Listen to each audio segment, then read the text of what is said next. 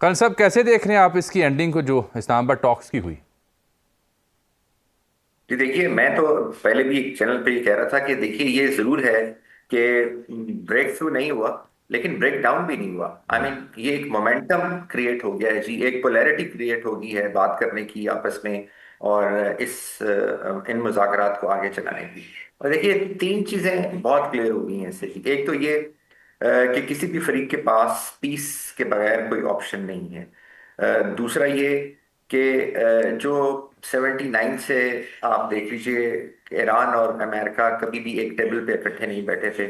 आज वो यानी इस्लामाबाद में वो कल एक टेबल पे इकट्ठे बैठे हैं। वो ज़ाहिर इंटरमीडिएटरी के थ्रू और बीच में लोगों के थ्रू वो बात करते थे, और वैसे भी जब आपके बीच में कोई नेगोशिएशन में आ जाए तो वो जो नेगोशिएशन के प्रिंसिपल के अगेंस्ट है, it has to be one on one.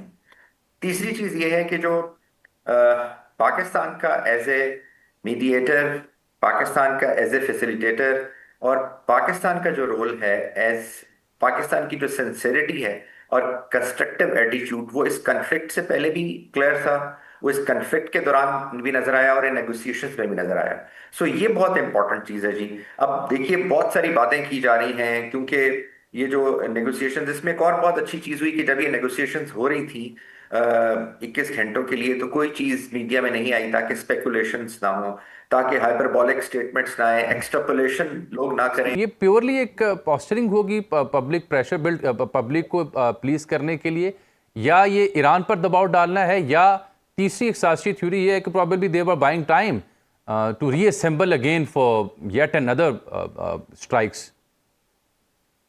देखिए जी, मैं तो शुरू से ये कह रहा हूँ कि जो अमेरिका का जो पहला पॉइंट ऑफ कंसर्न है, या जो उसका पहला प्रपोजल, जो कि उसका कार्डिनल प्रपोजल इस टॉक के शुरू होने से पहले परसों भी यही कह रहा था, वो स्टेट ऑफ हॉर्मस होगा। और जो अमेरिकन प्रेसिडेंट की स्टेटमेंट थी, ये उन्होंने उसको थोड़ा मेलो डाउन करने के लिए, क्योंकि वो जाहिर है, आपको पता है ये तरीकाकार ये होता है कि जो आपका पहला पॉइंट है उसको आप दूसरे नंबर पे रखते हैं, और जो दूसरे नंबर वाले होता है उसको पहले नंबर पे रख के उस पर बात करते हैं पब्लिकली। तो आई थिंक उसकी देखें रीजंस हैं, क्योंकि जो स्टेट ऑफ हॉर्मस है वो ऐसी एक स्ट्रेटेजिक टेरिटरी, एक जोग्राफिकल एंटिटी के तौर पे सामने आ गई है। पहले भी खैर सबको पता था कि वो चोक पॉइंट है, लेकिन ये चोक पॉइंट कभी इस्तेमाल नहीं हुआ था।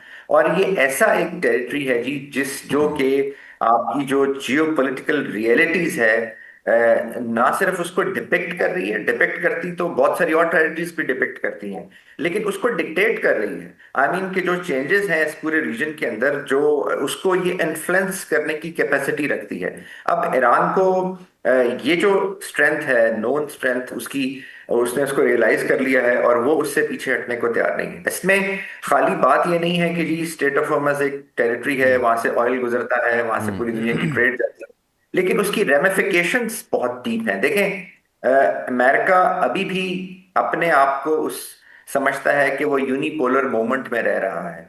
हालांकि दुनिया चेंज हो चुकी है, लेकिन वो अगर ये ना समझता होता तो 760 बेसेस पूरी दुनिया में ना होती। वो इसराइल को इस तरह से सपोर्ट ना कर रहा होता, वो बगैर किसी से पूछे ईरान के ऊपर हमला ना कर ठीक है। देता, इवन अपने परमिशन के बगैर ना कर देता। सही। तो वो उसका जो वो आर्किटेक्चर है, उसके नीचे, विनीर के नीचे एक फाइनेंशियल, कॉमर्स, ट्रेड और मर्केंटाइल का भी एक आर्किटेक्चर है, चलिए। जिसको मैं समझता है कि वो डोमिनेट कर रहा है। और अगर स्टेट ऑफ हॉर्मस के ऊपर से उसका कंट्रोल या ईरान के पास चला जाता है, चलें उसका कंट्रोल तो नहीं है, ईरान के पास चला जाता है, तो उसको बहुत धचका लगेगा, क्योंकि आगे उसकी बेसिस भी हैं 17 के करीब जो यहां से गुजर के जी। जाते हैं, प्लस मिडल ईस्ट में। ये जो कंट्रीज हैं वो फिर डॉलर से शिफ्ट कर जाएंगी। जब आप डॉलर से शिफ्ट करेंगे तो ये डोमिनो इफेक्ट होगा, ये पूरी दुनिया में इफेक्ट इसका आ जाएगा। So state of Hormuz is the point. अब ये चलिए। और ठीक। बहुत, और ईरान इसके ऊपर पीछे बिल्कुल हटने को तैयार नहीं है। लेकिन आप देखेंगे कि जो भी इस नेगोशिएशंस के अंदर लीडर शामिल थे, वो बहुत ज्यादा पब्लिक स्टेटमेंट्स नहीं देंगे, वो बहुत ज्यादा वो नहीं करेंगे, क्योंकि 21 आवर्स इकट्ठे बैठ के इन पे बात करना, इनके ऊपर आपस में एटलीस्ट वो जो अपनी एक वो आप कह लीजिए थोड़ी सी रेपो। ट्रंप साहब के बारे में आपको क्या तवक्कुआत और खदशात हैं? क्या वो ये साइलेंस कंटिन्यू रहेगी, या जैसे जेडी वैंस पहुंचेंगे ब्रीफिंग लेने के बाद दाबड़दूस किस्म के वो हमले शुरू कर देंगे अपने ट्रूथ सोशल के ऊपर? मेरे ख्याल कर्नल साहब हमें सुन नहीं पा रहे।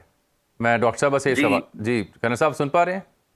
जी जी जी जी, अब आवाज आई। आप क्या कह रहे थे मैं जी? आपसे अर्ज कर रहा था कि आपकी क्या तवक्कुआत हैं डोनाल्ड ट्रंप अमरीकी सदर को लेकर के? क्या इस प्रोसेस का जहाँ जैसे इख्तिताम हुआ उसके बाद उनका जो ट्रुथ सोशल है या सोशल मीडिया जो यूजेज है वहाँ पे वो जो बमबारी करते हैं वो शुरू हो जाएगी या कुछ खामोशी देखने को मिलेगी?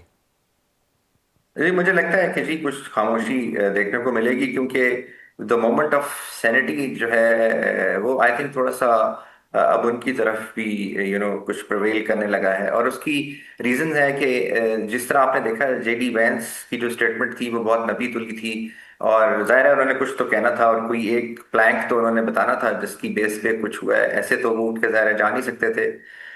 दूसरा ये है कि अभी आप देखें तो दोनों साइड से कोई बहुत एंटोगनाइजिंग पोस्चरिंग नहीं हो रही, यू नो, यानी वो लोग डिसएंगेज किया है टू एंगेज। सो जो डिसएंगेजिंग टू एंगेज जो है जी उसका जो सेंटिमेंट है वो नजर आ रहा है।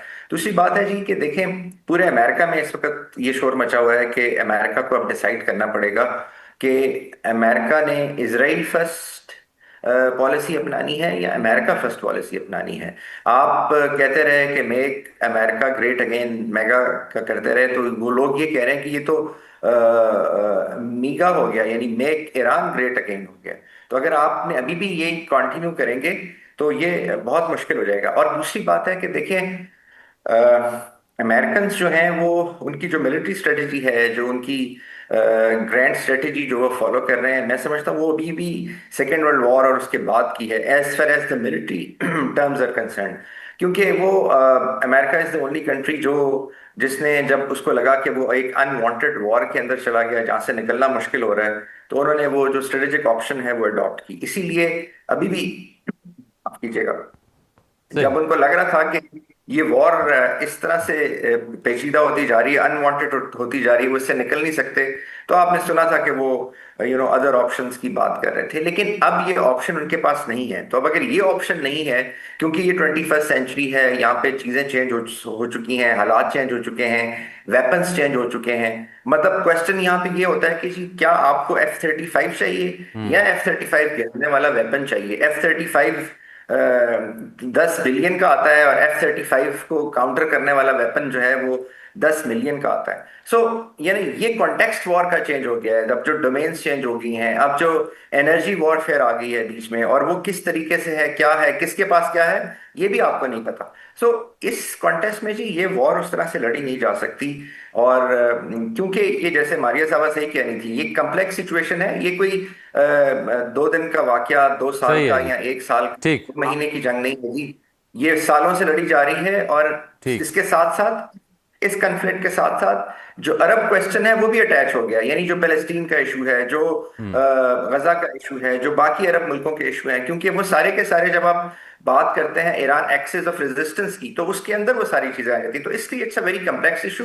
इसको थोड़ा टाइम लगेगा, लेकिन उम्मीद है कि ये मोमेंटम, ये ग्रेविटी जो इसमें बिल्ट हुई है, I think it will move on और ये पीस की तरफ जाएगा।